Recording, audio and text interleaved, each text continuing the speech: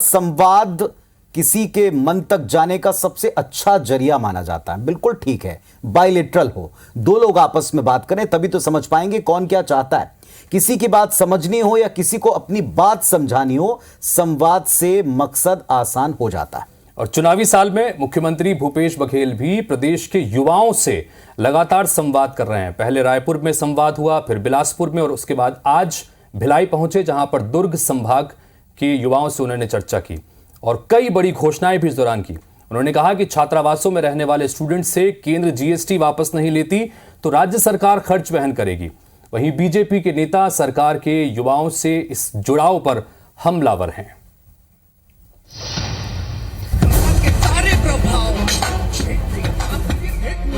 छत्तीसगढ़ का लोहा सबको मनवाएंगे, सबको मनवाएंगे। एक और हजारों युवा मतदाता और दूसरी तरफ खुद मुख्यमंत्री भूपेश बघेल, दोनों के बीच संवाद का सिलसिला।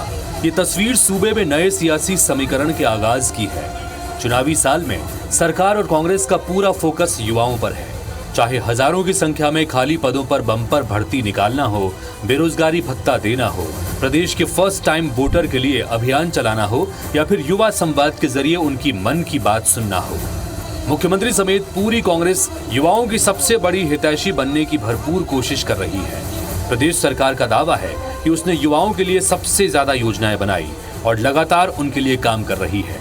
वहीं भाजपा इस पर आरोप लगा रही है। युवाओं के बहुत सारे सवाल आए, बहुत सारी घोषणाएं भी मैंने की और खासकर भिलाई में इंडोर स्टेडियम की भी मैंने घोषणा की। जहां पीजी क्लास की मांग थी वहां वो भी किया। बहुत सारी जो डिमांड थे छात्रों के वो मैंने घोषित किया है और बहुत अच्छा लगा युवाओं से मुलाकात करके। जो लोग प्रश्न पूछना चाहते हैं उनको अनुमति नहीं है। जिनसे प्रश्न पूछवाना है उनको पहले ट्रेनिंग दी जाती है। आपको क्या प्रश्न पूछना है ये तय किया जाता है। तो युवा इससे खुश नहीं है। युवा बेरोजगार हैं। युवा को साधने का काम मुख्यमंत्री जी क्या और कोई भी आ जाए तो कांग्रेस पार्टी के कोई नहीं कर सकते, क्योंकि छत्तीसगढ़ का युवा आंदोलित है। छत्तीसगढ़ में कुल 1,94,00,000 मतदाता हैं, जिनमें करीब 46 लाख युवा वोटर्स हैं और इनमें से पहली बार वोट करने वाले वोटरों की संख्या 5 लाख से ज्यादा है। जाहिर है कांग्रेस और भाजपा के बीच युवाओं को अपना बनाने और उनके अपने बनने की होड़ शुरू हो गई है। सौरभ सिंह परिहार के साथ राजेश मिश्र, IBC 24 रायपुर।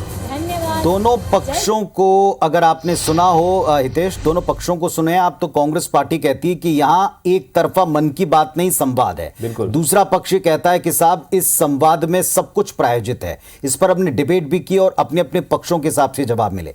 पर जरूरी है जनता क्या सोचती, तो हमने खुलकर जनता से पूछा, यूथ से पूछा कि आपको इस युवा संवाद के बारे में क्या राय है। जरा सुनिए क्या कहा है लोगों ने।